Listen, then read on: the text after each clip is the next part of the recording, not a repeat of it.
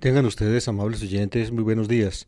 Un saludo pues especial para los que escuchan la emisora acá en la ciudad de Medellín y para todos los que fuera de la ciudad hasta en el extranjero siguen nuestra programación mediante la red, la internet, como se dice. Ya hemos adelantado pues bastante en el año litúrgico. Todo año litúrgico comienza con el Adviento. Ya recorrimos el Adviento y la Navidad hasta la Epifanía. El tiempo de Cuaresma es la introducción, o mejor dicho, la preparación para la Pascua. Son 5 semanas, de las cuales ya hemos celebrado una. El domingo pasado fue la primera semana, pues el primer domingo de Cuaresma. Este domingo es el segundo domingo de Cuaresma. 5 serán los domingos de Cuaresma. Luego vendrá el domingo de Pasión, llamado también de Ramos.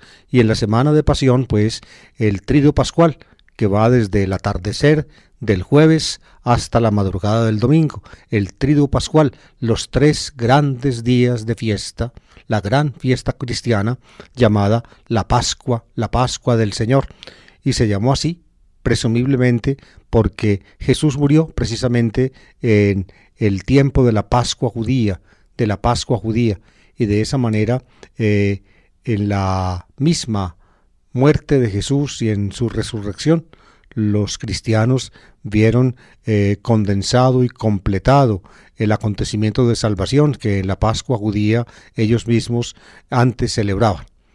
Pues bien, como todos los domingos, este también tiene 3 lecturas asignadas. La primera es del Antiguo Testamento, la segunda de una carta apostólica y la tercera del Evangelio.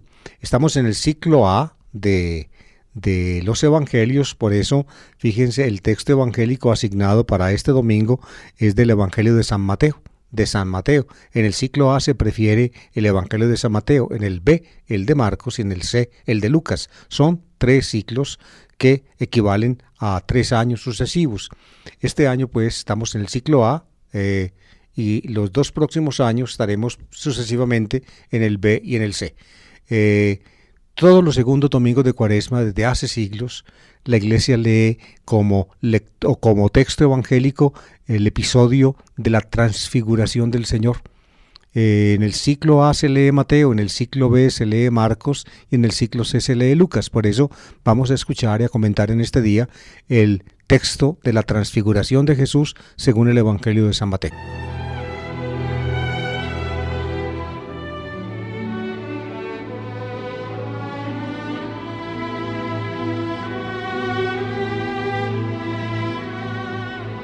La primera lectura del Antiguo Testamento, como les dije, está tomada este domingo del libro del Génesis, en el capítulo 12, versículos 1 a 4. Es un texto, digamos, muy importante en la configuración redaccional de la Biblia entera. Ha habido, pues, diferentes maneras de asignarle, digamos, un sitio a este texto en la historia del desarrollo de la Biblia. A mí me parece que el texto debe ser más bien tardío. Ya debió surgir después de que la historia primitiva, es decir, la historia del ser humano, de Adán y de la humanidad, que fue una historia en la cual progresivamente el hombre, después de darle la espalda a Dios, se dio la espalda a sí mismo y marchó pues por los caminos de una tragedia inevitable y terrible, precisamente para mostrar que solamente Dios podía cambiar el rumbo de esta tragedia que vive la humanidad. Los redactores de la Biblia pusieron, después de los primeros 11 capítulos que se ocupan pues de la historia primitiva, pusieron en el capítulo 12 el llamamiento de Abraham. Ya en el capítulo 11, queridos oyentes, al final del capítulo 11 del Génesis, aparece una introducción que debe ser mucho más antigua que este texto, donde se muestran las raíces, digamos, étnicas de Abraham. Abraham venía de Mesopotamia y estaba emparentado con Lot. En fin, es un texto, digamos, que nos muestra pues la ascendencia de Abraham, de dónde viene él, y que precede en el libro del Génesis este texto que ya es profundamente teológico y que es fruto pues de una reflexión histórico-teológica muy profunda de parte de una mente de un judío inspirado por el Señor.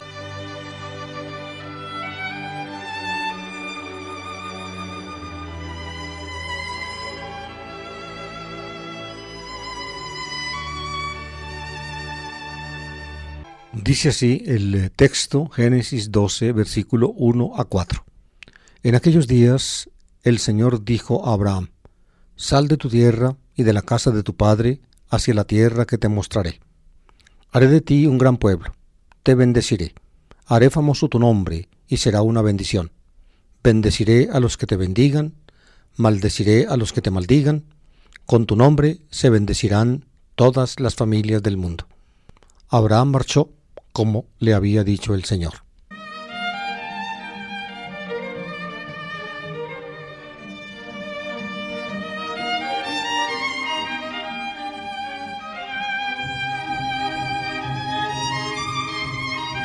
El primer domingo de Cuaresma, queridos oyentes, recuerdan ustedes, leímos también del libro del Génesis la historia, entre comillas, del gran pecado de la humanidad, de Adán, como se llama o como se concentra en un solo individuo la humanidad entera, según la Biblia. Adán, el ser humano, formado por Dios con mucho amor, rodeado de toda clase de bienes, tuvo la idea, instigado por la serpiente que tentó a su mujer, la idea de que Dios era un egoísta que finalmente quería reservarse para sí la divinidad y de esa manera impedirle al ser humano alcanzarla. Ese fue el gran pecado de la humanidad. Y de este pecado entonces, desde este pecado se precipita la humanidad, en un abismo de degradación y de miseria. Degradación y miseria es el camino del hombre, una tragedia sobre el mundo. La Biblia presenta la parte, antigua de los capítulos 1 a 11 o 2 a 11 del Génesis, presenta ese camino trágico del ser humano. El último episodio de ese camino trágico es la formación de los diferentes pueblos a partir de Adán. Se forman pueblos, es decir, seres humanos divididos, que no se entienden, que se hacen la guerra.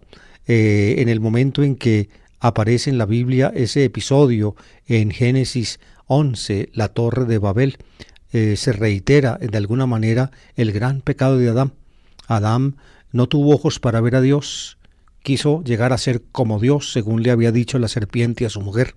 Ahora los seres humanos salidos de Adán quieren construir una torre que llegue hasta el cielo. Por tanto, quiere el ser humano invadir la dimensión de la divinidad. Y entonces el ser humano se divide. Ese es el origen de los pueblos según la Biblia. ¿Quiénes son, pues, los pueblos? Los pueblos son los seres humanos que ya no se entienden a sí mismos, que miran, a los demás siempre como adversarios. Yo diría, hablando el lenguaje de la biología y la investigación de la conducta, tal como ha sido desarrollada en la época moderna, yo diría que los seres humanos se comportan entonces como lo que biológicamente son. Son manadas de animales que tratan de proteger sus derechos a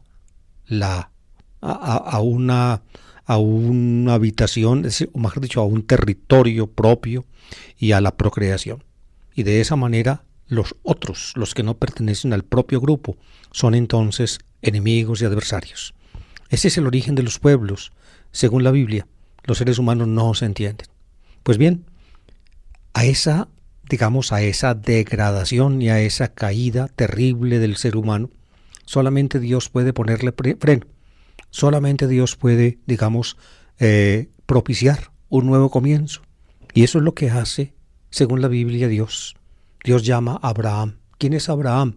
Es uno entre los pueblos, uno cualquiera. Abraham no era distinto de todos los demás. Abraham pertenecía a uno de los pueblos disgregados, cuyas lenguas fueron confundidas por Dios, precisamente porque no tuvieron ojos para ver a Dios y por tanto tampoco tuvieron ojos para verse y valorarse a sí mismos. A uno de ellos lo escoge Dios y quiere iniciar con él una nueva historia. Aquí toca la antigua tradición de los judíos o de los hebreos, toca, la historia concreta. Yo pienso que Abraham fue un ser humano concreto. Algunos de los modernos hablan generalmente o dicen muchas veces que los patriarcas bíblicos Abraham, Isaac y Jacob fueron ficciones, simplemente ficciones.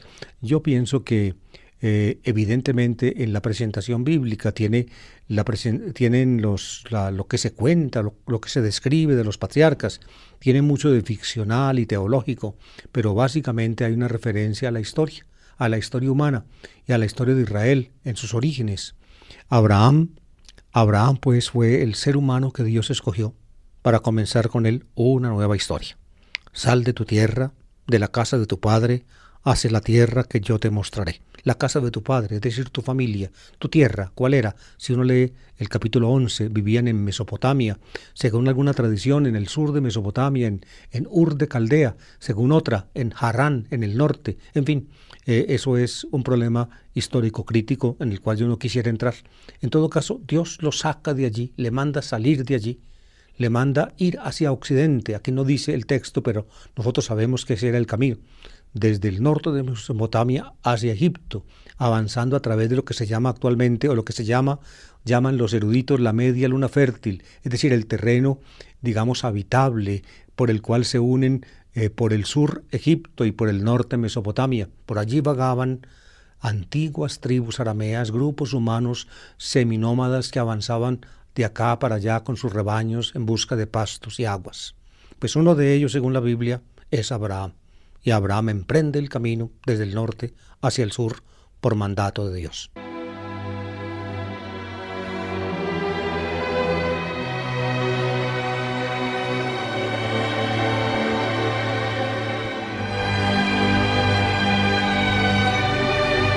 La palabra de Dios a Abraham sigue así: haré de ti un gran pueblo, te bendeciré, haré famoso tu nombre y será una bendición.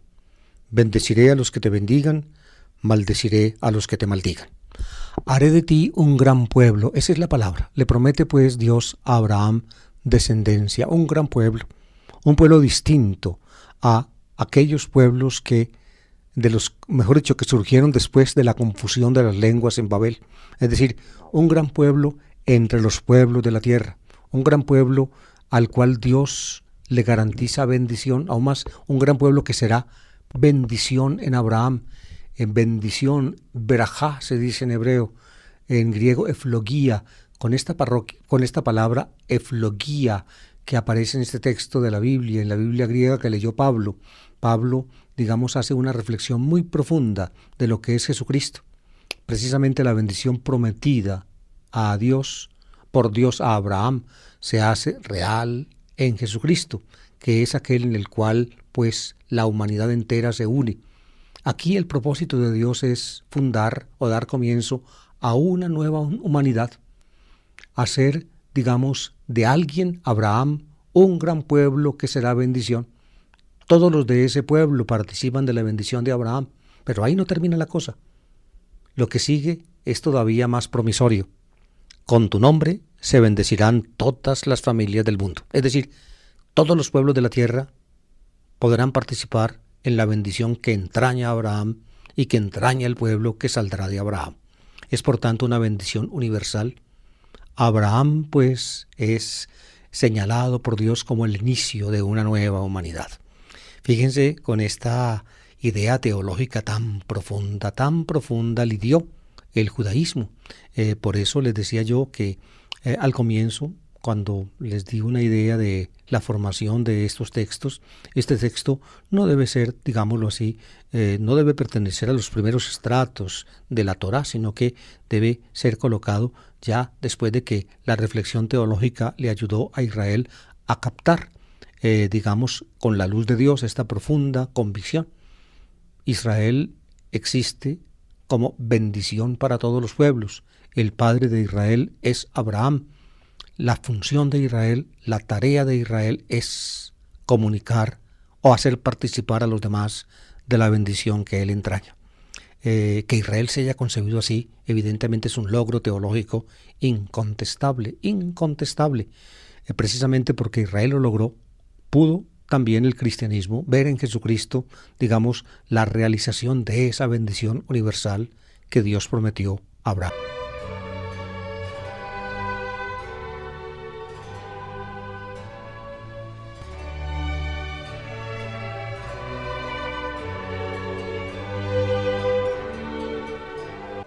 Este es, amables oyentes, un principio teológico fundamental para la comprensión de la Biblia y así también de nuestra propia religión. Fíjense, la elección que Dios hace de uno solamente se explica como beneficio para muchos.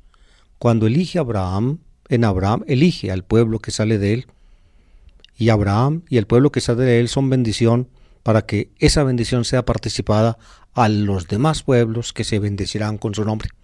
La elección, por tanto, de uno es precisamente un baluarte básico para la bendición de todos. Ese es el caso. Por tanto, el que es bendecido por Dios no puede por sí mismo cantar gloria y pensar que esa bendición es solamente para él.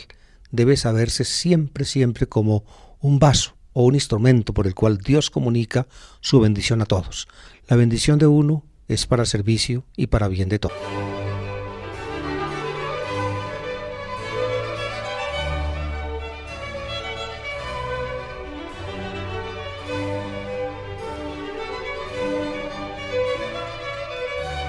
La segunda lectura de este domingo, como les dije ahora, está tomada como la de prácticamente casi todos los domingos de una carta apostólica, en este caso de la segunda carta del apóstol San Pablo a Timoteo.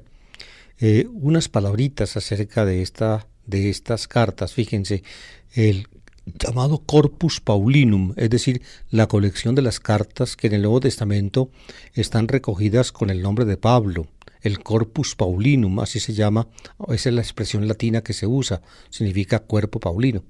Está formado, diría yo, por 3 grupos. El grupo más importante es el de las llamadas homologúmena o cartas, es decir, reconocidas cartas paulinas, es decir, aquellas que son introducidas con el nombre de Pablo, pero críticamente hay argumentos muy, muy fuertes para mostrar que fue Pablo el que personalmente las escribió, o más bien las dictó. Proceden, por tanto, del apóstol directamente. Luego, hay otras cartas también introducidas con el nombre de Pablo que probablemente no fueron dictadas directamente por el apóstol. Se llaman deuteropaulinas, es decir, secundariamente paulinas. En griego, las primeras se llaman protopaulinas, es decir, primariamente paulinas. Protos en griego significa primero. Estas se llaman deuteropaulinas. Deuteros en griego significa segundo, secundariamente paulinas. Y son 2 grupitos. El primer grupito es la carta a los colosenses y la carta a los efesios, y el segundo grupito, que también es llamado las cartas pastorales, son la primera Timoteo, la segunda Timoteo y Tito.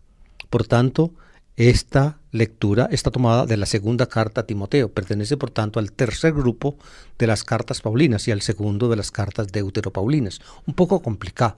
Yo les doy a ustedes todas estas avances de la investigación crítica porque pienso yo, amables oyentes, que ustedes, los cristianos comunes y corrientes, la gente que no tiene una formación teológica especial, tiene también derecho a conocer lo que los investigadores cristianos y particularmente los católicos van obteniendo, van haciendo, y las luces que allí van surgiendo para nuestra comprensión de la Escritura, nuestra comprensión crítica de ella, es decir, de los detalles de su formación, del tiempo, de los autores, en fin.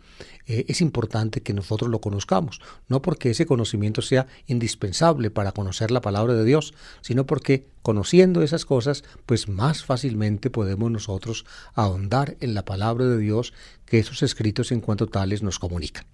Pues bien, el pedacito de la segunda Timoteo que nos toca leer este domingo está tomado del capítulo 1, versículos 8 a 10.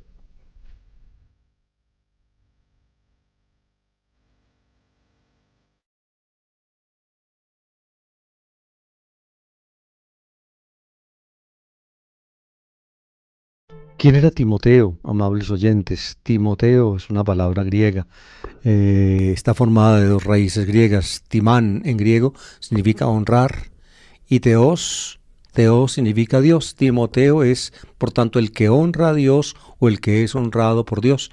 Los judíos de habla griega utilizaban ese nombre, así como también también lo utilizaban en el lenguaje o en la cultura helenista del tiempo.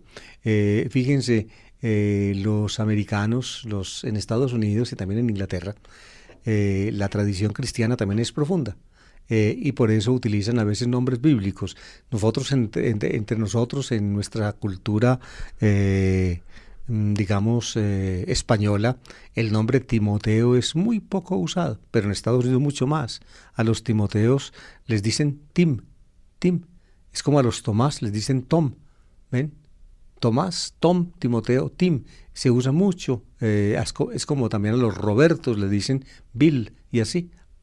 Ellos utilizan mucho diminutivos para los nombres. Por tanto, todos los Tim que ustedes vean en Estados Unidos o en Inglaterra, pues son Timoteos, aunque les parezca extraño. Timoteos. ¿Quién era este Timoteo?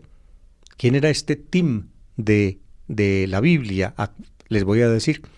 Era un cristiano de origen judío, de madre judía, pero de padre no judío, que vivía en Listra, en el Asia Menor, por allá en Licaonia, si mal, sí, era la región, se llamaba así. Pablo pasó por allí desde su primer viaje junto con Bernabé y luego volvió por allí. En fin, a Timoteo lo ganó San Pablo para el Evangelio y el hombre empezó pues a acompañar a Pablo después de eso durante largo tiempo. Por ejemplo, cuando Pablo va por primera vez a Grecia, Timoteo junto con un tal Silvano están con él. Pablo lo quiere mucho, habla bien de él, lo encarga de diferentes cosas. Por eso, fíjense, esta carta, este escrito deuteropaulino aparece dirigido pues a este Timoteo, un cristiano de origen judío de Listra en Licaonia.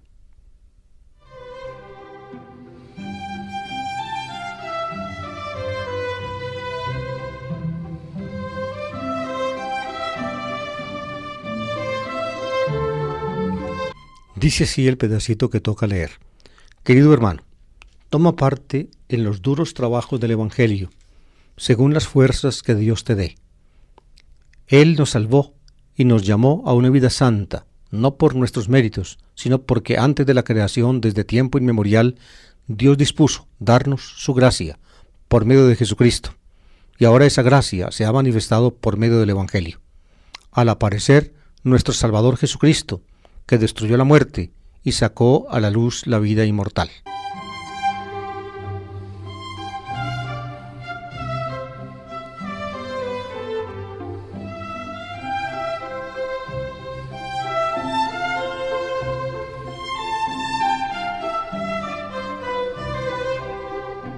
¿Cuál era el oficio de Timoteo en la iglesia, tal como lo presenta esta carta deuteropaulina? Era la tarea del Evangelio. La tarea toma parte en los duros trabajos del Evangelio, es decir, la tarea de la evangelización, la predicación, la convocación de la gente por la predicación del Evangelio a formar la comunidad.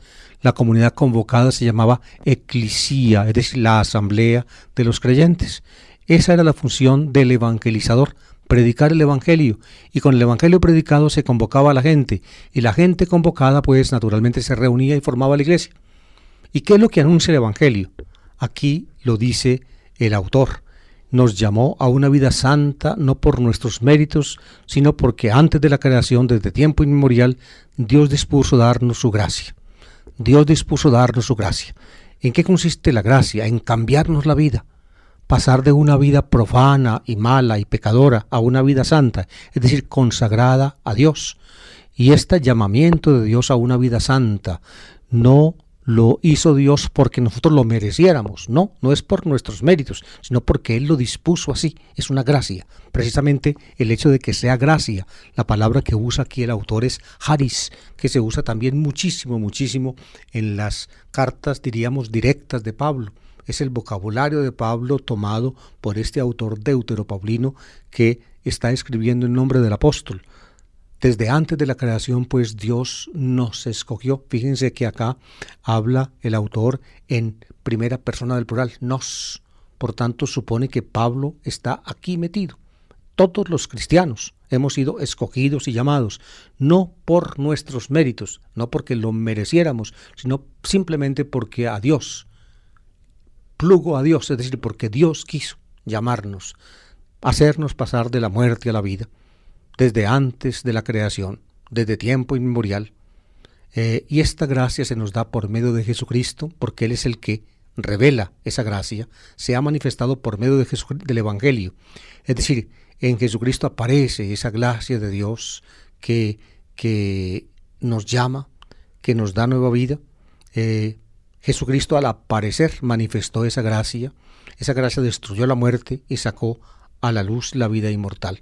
Cuando apareció Jesucristo, que es anunciado en el Evangelio, Dios reveló entonces su voluntad, su deseo, su disposición de hacernos pasar de la muerte a la vida por medio de Él. Y precisamente eso es lo que en el Evangelio que vamos a escuchar enseguida se va a expresar hermosamente.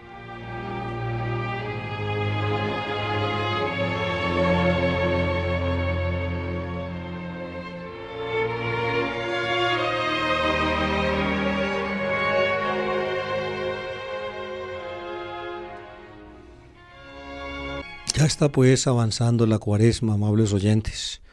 Hemos oído de nuevo el llamamiento a la conversión. Se nos recuerda que como cristianos hemos recibido una vida nueva y que tenemos que acreditarla en nuestra existencia concreta. Por tanto, se nos insiste en la conversión, en dejar todo aquello que finalmente no se compagina con nuestra vida cristiana y adherirnos a aquello que sí se compagina, a mantenernos pues en estado permanente de conversión. Ese estado permanente de conversión implica para nosotros, claro está, implica para nosotros una ascesis, es decir, un esfuerzo muy grande, muy grande por seguir los pasos del Señor, por adaptarnos a Él, por ir erradicando de nuestra existencia todo aquello que no se compagina con el Señor. Por eso, fíjense, en el segundo domingo de Cuaresma, todos los años, se nos presenta el texto de la transfiguración del Señor. La intención, pienso yo, es esta, para que en medio del arduo camino del seguimiento de Jesús, donde nos toca, digámoslo así, acometer el sacrificio junto con Él, nosotros tengamos presente la meta de nuestro camino. La meta es la gloria de Dios. Jesús, pues, es como el prototipo de cualquier cristiano. En su camino hacia la muerte y hacia la cruz, cuya meta es la gloria y la resurrección, Jesús en su camino y en su meta nos muestra o nos da a nosotros el valor para no desanimarnos, para seguir adelante, para luchar con todas nuestras fuerzas por hacerle justicia en nosotros a la gracia de Dios.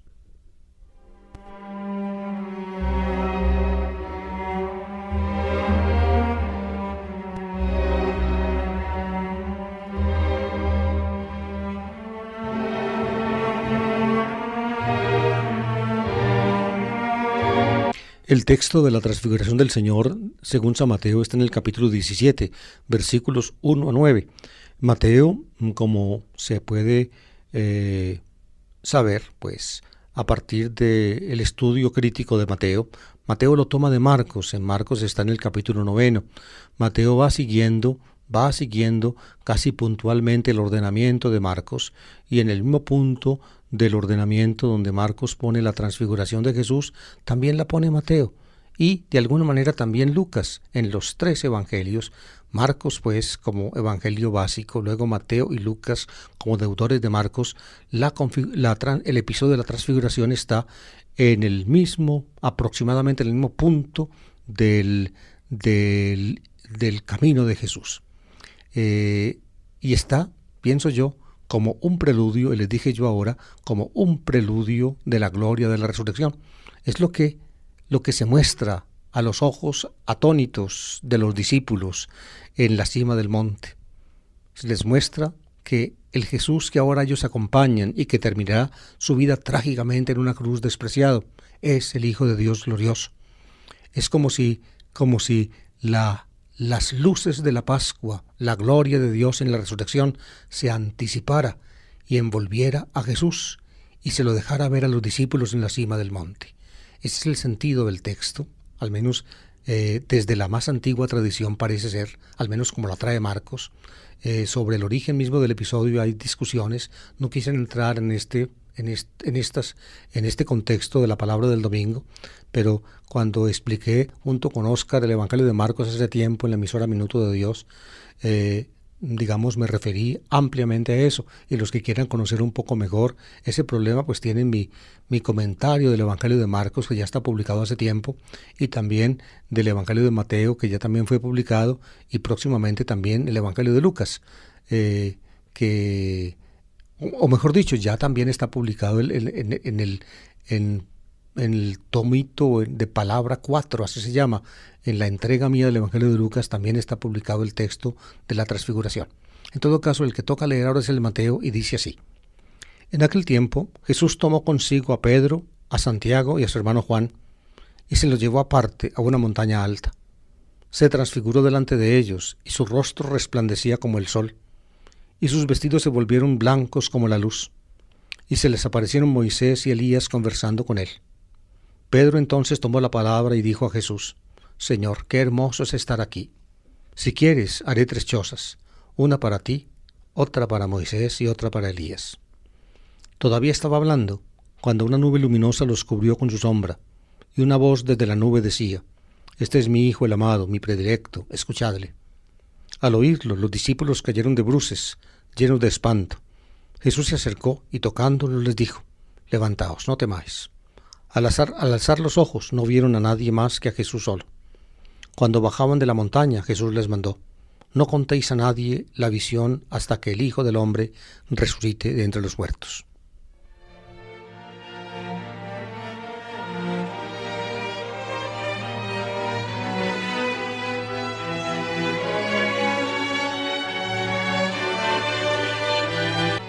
Testigos de este episodio, según Mateo, así como también según Marcos y Lucas, serán 3 discípulos, los 3, diría yo, escogidos, el trío que forman Pedro, es decir, Cefás, Simón el pescador de Galilea, a quien Jesús puso ese nombre, Cefás, es decir, Pedro, la roca, la piedra, luego Santiago y Juan, los hijos de Zebedeo. Estos son los 3. También en los catálogos evangélicos, en la lista de los 12 que aparecen en los evangelios y en Hechos de los Apóstoles, estos 3 están de primeros. Solamente por allí en una lista se mete de segundo, después de Simón Pedro, a su hermano Andrés. Pero en realidad Andrés no tiene un puesto tan importante en la constitución de la primera iglesia como lo tienen estos 3. Simón Pedro, Santiago y Juan, hijos de Zebedeo. Ellos van a ser pues en la cima del monte alto, testigos de algo maravilloso. A un monte alto, dice el texto. Yo pienso que el hecho de que el monte sea alto, queridos oyentes, y de que sea en un monte donde esta visión maravillosa se realiza, no es casual. ¿Por qué? Porque es que humanamente, desde la capacidad, digamos, que tiene el hombre con su fantasía de urdir cosas hermosas y significativas, el monte es el punto de la tierra, escúchenme bien, donde la tierra se empina para llegar al cielo y donde el cielo se agacha para tocar la tierra. La cima del monte, pues, presenta el punto donde confluyen tierra y cielo. Por eso es en el monte donde va a suceder esta realidad. Se empina la tierra, se agacha el cielo, y ocurren en el monte maravillas de Dios que tocan a los hombres.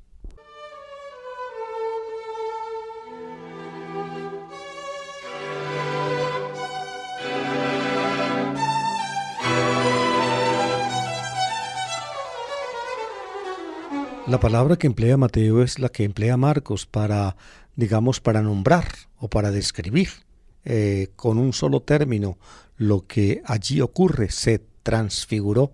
En griego se dice metemorfoti, morfí en griego es forma, figura. Fíjense, la palabra griega morfí es prácticamente la misma palabra nuestra castellana y latina, forma, solamente que las 2 sílabas, se transponen, forma, morfí, ¿ven? Pero la raíz indoeuropea a mi parecer es la misma, metamorfoti, cambió de forma, cambió de figura, es decir, se transfiguró. Así llaman o así describen el episodio Marcos y Mateo. Por tanto, fíjense, uno bien podría nombrar este episodio la metamorfosis de Jesús. Lo que sucede es que, ustedes saben, metamorfosis lo utilizamos nosotros en nuestro idioma, en alguna forma en conexión con la biología. Cuando hablamos de metamorfosis acerca de los animales, por ejemplo, el gusanito se vuelve mariposa. Eso lo llamamos metamorfosis. Y quizá por eso, fíjense, la palabra metamorfosis, que es la que se emplea en griego, no, pues no se usa para la transfiguración de Jesús, más bien se dice transfiguración, es decir, cambio de figura. Metá en griego equivale a nuestra preposición latina trans o transfiguración, transformación, metamorfosis. Pues bien, se transfiguró delante de ellos. Y en los 3 evangelios, empezando por Marcos, la figura de Jesús transfigurada es un dechado de luz. Luz. Es Mateo el que emplea el término phos en griego, que es luz. En Marcos se describen los vestidos. Los vestidos se hicieron brillantes, dice Marcos, como no puede dejarlos ningún lavandero del mundo. Los que lavaban la ropa la teñían, en fin, teñían, por ejemplo, la lana con tinturas de colores o blanca, en fin, son los bataneros los que usaban pues tinturas para teñir la ropa. Ningún batanero del mundo, dice Marcos, podría dejar tan blancos los vestidos como Jesús en ese momento los tenía. Digamos, los vestidos eran digamos, como los se volvieron como transparentes para dejar ver por fuera la luz que llevaba Jesús por dentro. Es la idea que uno toma del Evangelio de Marcos. Evidentemente, queridos oyentes, la narración es simbólica. Es simbólica. El término luz o la idea de luz le da al ser humano, digamos, una sensación de lo más espiritual que hay. Luz y viento, es decir, en griego, phos y pneuma, son 2 términos que provienen de este mundo, que son particularmente, diría yo, son particularmente aptos para simbolizar o hacer pensar o hacer intuitivo lo divino. Luz, ¿por qué? Porque, diría yo, hablando el lenguaje de la física actual, la luz es tan material como el resto de la materia. Hoy lo sabemos, la luz son ondas o partículas ondas o ondas partículas, se comportan tanto como lo uno como lo otro, que provienen de fuentes luminosas del espacio, es decir, de las estrellas. La luz que ustedes reciben todos los días o que pueden recibir ahora si salen al patio de la casa, proviene del sol, son los fotones, ondas, partículas del sol. Pero por más que uno intente coger un rayo de luz, no lo puede coger. Pero es tan real como una piedra, O si no, sométanse ustedes al sol sin un antisolar, y si ustedes tienen una piel un poquitico blanca, van a ver los estragos que hace ese rayito de sol que no se coge sobre la piel de uno. Lo quema. Aún le puede producir cáncer, melanoma de piel, en fin, tantas cosas. Pues bien, la luz, sin embargo, no se toca, no se coge, se escapa, proviene de arriba, en fin, todo ese tipo de cosas le ayudó, o mejor dicho, le impulsó al ser humano a ver en la luz un símbolo, una intuición de lo espiritual y de lo divino.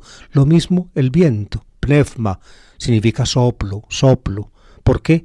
Porque el aire que se mueve es el viento, queridos oyentes. Cójanlo.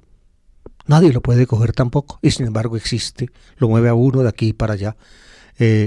Por eso, pues, luz y viento, es decir, phos y pneuma, luz y espíritu, sirven como símbolos de lo divino. Jesús es, pues, una maravillosa, o aparece como una maravillosa fuente luminosa.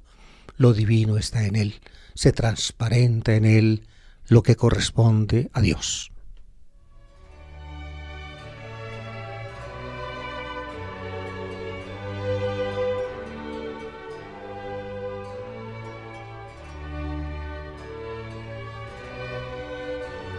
Mientras que en Marcos, queridos oyentes, aparecen o los discípulos en la cima del monte ven a Elías con Moisés conversando con Jesús. Oigan, Marcos es Elías con Moisés.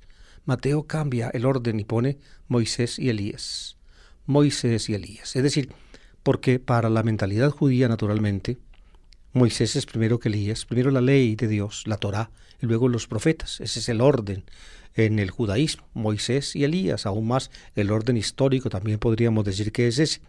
En cambio, en el texto original es Elías con Moisés, porque Elías fue el que fue arrebatado al cielo, la Biblia lo dice.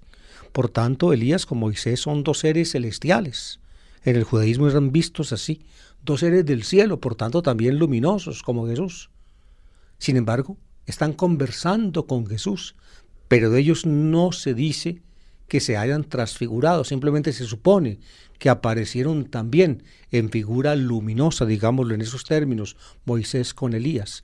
Por tanto, Jesús, que es alguien con el cual los discípulos habían estado en la tierra, en la cima del monte es visto por ellos como un ser celestial, conversando con dos seres celestiales, Moisés y Elías. Ese es el sentido. Uno ve pues cuál es el panorama del texto.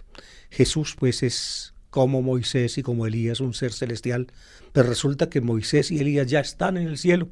Elías fue arrebatado al cielo y Moisés, según la tradición judía, también fue arrebatado al cielo. Por eso dice la Biblia que que su sepulcro nunca fue hallado. Y de ahí sacaron de ese, digamos, de esa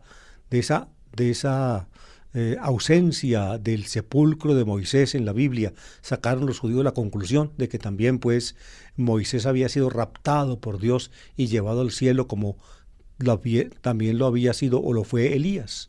De todas maneras pues son tres personajes celestiales: Jesús, Moisés y Elías. Es decir, en Moisés y Elías la ley y los profetas, el Antiguo Testamento.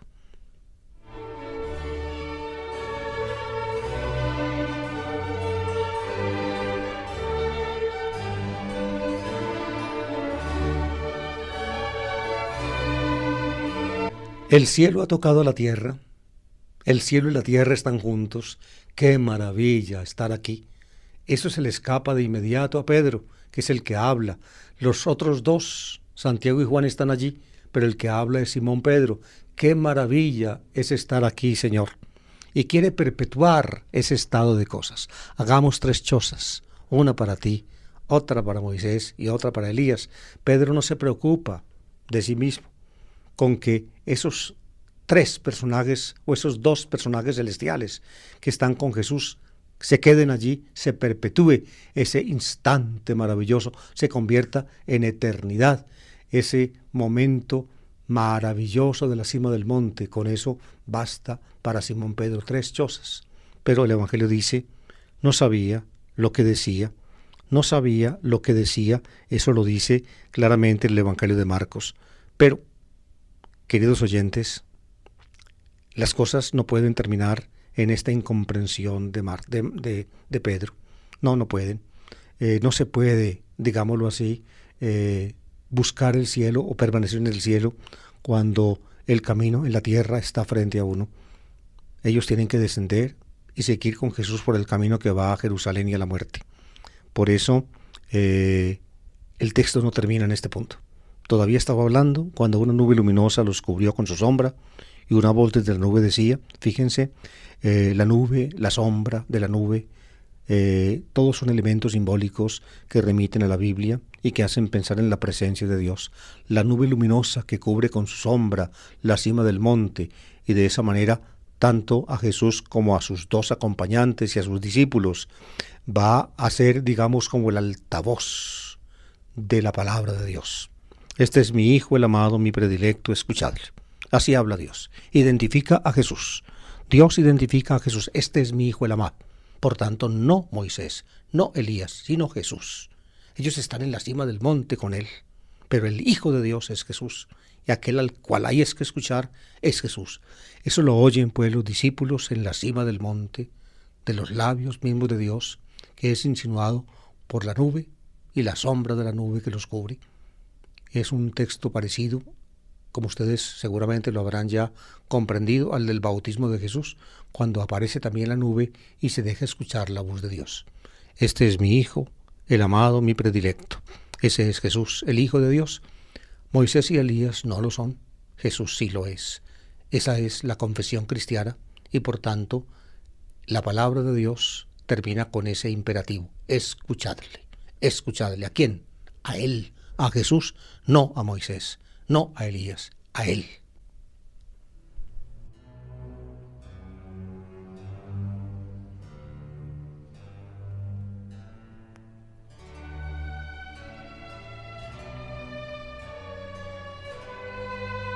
Mateo añade aquí, queridos oyentes, un rasgo que no está en Marcos, eso de, pues decir, la presentación del episodio como una teofanía o como una cristofanía, una aparición de Cristo, que finalmente llena de temor a los que participan en ella. Es un rasgo propio del lenguaje apocalíptico del judaísmo. Cuando una aparición divina ocurre, la reacción del ser humano ante la aparición es el temor. Aparición, epifanía se dice en griego. Cuando una epifanía ocurre, el ser humano teme, los discípulos caen de bruces y por tanto entonces ante el temor de ellos Jesús tiene que animarlos. No temáis, levantaos, no temáis, cayeron de bruces, entonces levantaos. Estaban llenos de temor, por tanto no temáis. Eso aparece muchas veces en la Biblia en textos parecidos a este. Y emprenden entonces la bajada del monte. Bajan del monte otra vez a la tierra. Dejan la cima del monte donde el cielo y la tierra se tocaron en un instante. Tienen que volver al plano de la tierra, a este camino, digamos, duro, difícil, que los conducirá a ellos detrás de Jesús hasta Jerusalén, hasta la muerte y hasta la cruz. Pero lo que han visto en la cima del monte tendrá para ellos, digamos, valor de testimonio una vez que el misterio haya sido el misterio de Jesús, de su filiación divina, de su procedencia de parte de Dios, haya sido revelado. Y esto ocurrirá cuando el Hijo del Hombre resucite de entre los muertos. Antes de eso, ellos no podrán hablar, ellos no deberán hablar, ellos deberán guardar silencio.